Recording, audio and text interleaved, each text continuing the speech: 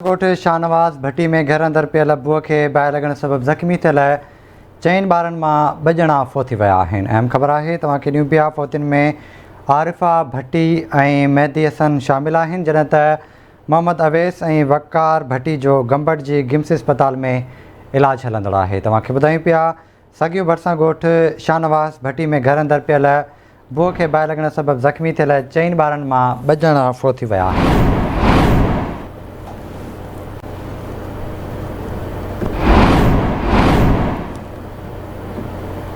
फ़ौतियुनि में आरिफ़ा भट्टी ऐं मेहदी हसन शामिल आहिनि। मोहम्मद अवैस ऐं वक़ार भट्टी जो गंबट जी गिम्स अस्पताल में इलाजु हलंदड़ आहे।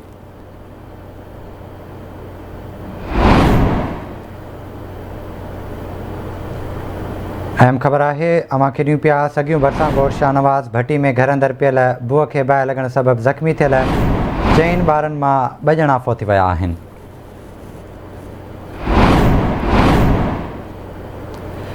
तफ़सील वठंदासीं साॻियूं मां आमिर अली लख। आमिर अली आगाह कजो। जी अदा सगिन भरिसां हेलो हेलो जी आमिर अली आगाह कजो, छा तफ़सील आहे? आवाज़ न पियो अचे त